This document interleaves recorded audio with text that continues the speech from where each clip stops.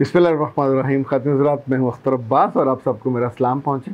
ईशा ने पूछा कि सर, आप इतने सारे लोगों से मिलते हो, इतने सारे लोगों की सुनते हो, कभी कोई नया तजर्बा भी किया?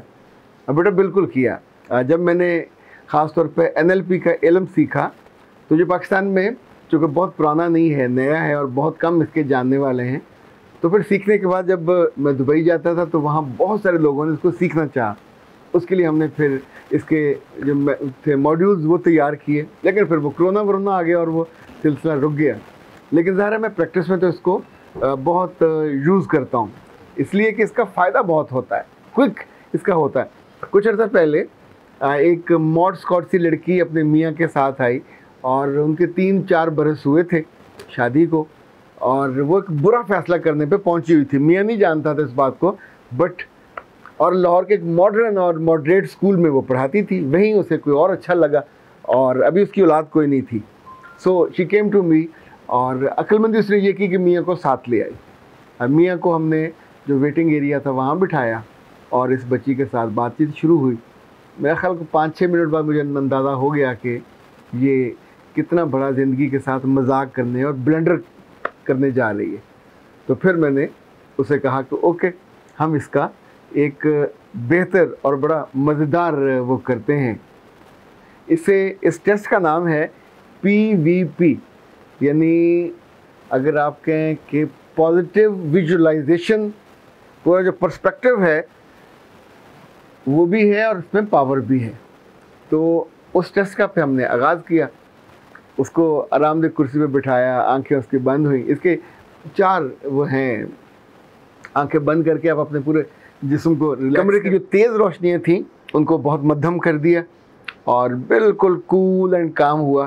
फिर उससे कहा कि अब 3 आप लंबे सांस लें। उसमें सांस आपको मुंह से लेना होता है, नाक से इनहेल एक्सहेल करना होता है, और आपके पाँव के अंगूठे से लेके कानों तक और सर के बालों तक आपका जिस्म एकदम से इस्तराहत में और राहत में चला जाता है।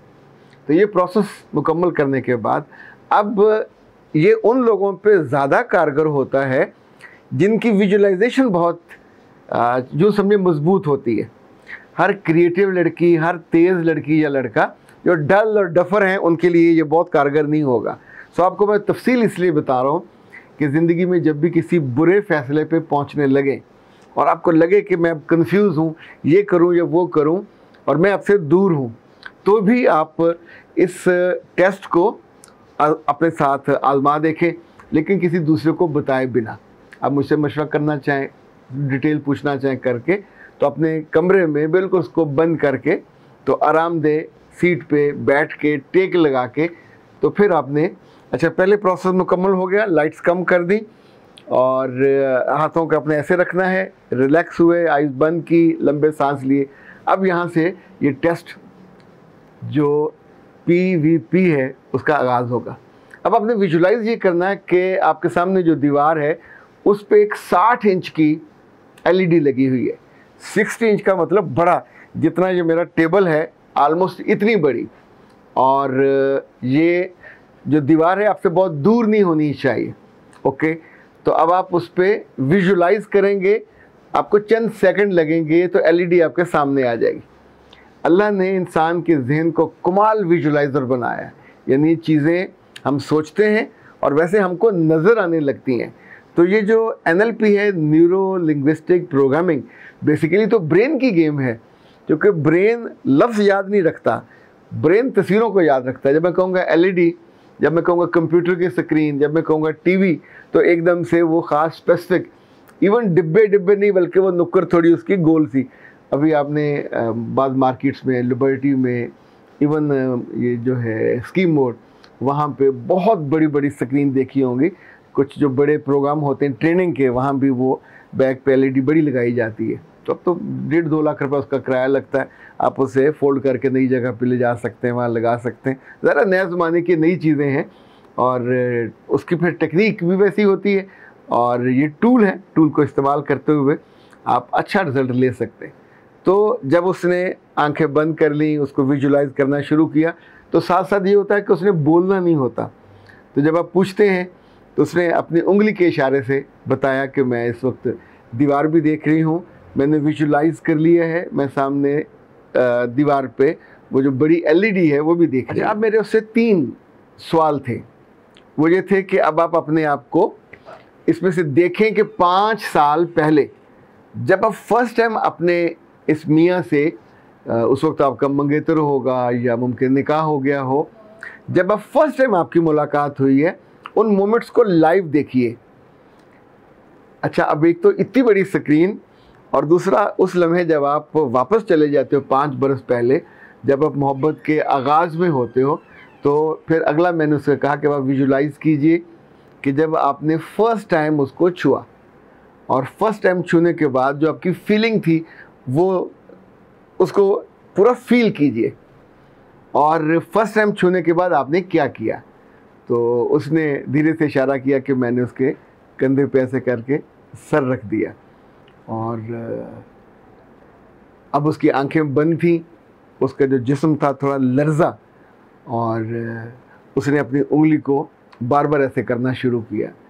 तो फिर मैंने उसे कहा कि how do you feel now, are you comfortable, are you feeling good, are you feeling, देखिए एक ख़ास तरह की कैफियत में है, are you feeling happy, are you feeling guilty. तो एकदम से उसने मुझसे इजाज़त मांगी, सर मैं आंखें खोलना चाहती हूँ। तो मैंने उसे ट्रांस से वापस लाया, सका ठीक है, ओपन योर आइज़। वो वहाँ से उठी और खड़ी हुई, फिर दरवाजे पे पहुँची, फिर उसने रुक के मेरी तरफ देखा, उसकी आंखों से टप टप आंसू बह रहे थे। उसने कहा, सर आपका ये एहसान मैं ज़िंदगी भर नहीं भूल पाऊँगी। मैं एक ऐसी दलदल में गिरने जा रही थी जिसके बारे में मैं भी नहीं जानती कि वहाँ पानी गदला है, गंदा है, काला है, पीला है, पर इस पानी में, इस ज़िंदगी के ताल्लुक़ में तो मैं अपनी मर्ज़ी से इन्वॉल्व हुई थी, अपनी मर्ज़ी से गई थी। तो मैंने उसे कहा, मुझे पहले बताओ कि इस वक्त तुम्हारे अंदर क्या चल रहा है। तो उसने कहा कि जिस लम्हे मैंने उसको फ़ील किया, उसने मुझे छुआ, तो आपने मुझे कहा कि ज़िंदगी में जो भी हमारा स्पाउस होता है या लाइफ पार्टनर होता है, उसके साथ कुछ मोमेंट्स ऐसे होते हैं जो उसकी खूबी के साथ जुड़े होते हैं, और ये उसकी ट्रेट होती है, ये उसका करैक्टरिस्टिक होता है, हर एक का होता है। जैसे बाज़ लड़कियों का अगर खूबी गिने तो वो खाना खिलाने पे अपने आप को फिना कर लेंगी, बाज़ मेज़बानी बहुत अच्छी करती हैं, बाज़ के अंदर गर्मजोशी बहुत होती है। तो उसने कहा, जिस लम्हे उसने मेरा हाथ पकड़ा, मैं उस हाथ के लम्स को ज़िंदा महसूस किया।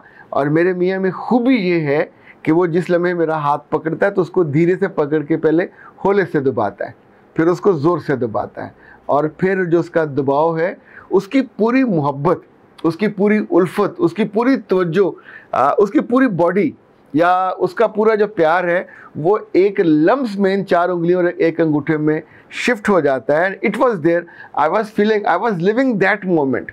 वहाँ से वो भागी, साथ वाले कमरे में गई, वहाँ से अपने मियाँ के जाके वो गले लगी। एंड देन खातिन हज़रात, वो लम्हा मैं कभी नहीं भूल पाता। जब दोनों मेरे पास आए तो दोनों की आंखें नम थीं, और वो आके मेरे सामने जो कुर्सियाँ उन पे नहीं बैठे, वो सोफ़े पे बैठे, और उसने उसके शाने पे सर टिकाया हुआ था, और दोनों रो रहे थे। अच्छा, एक के आंसू शायद कुछ और मतलब नमकीन होंगे, पर दूसरे के आंसुओं में कुछ और था।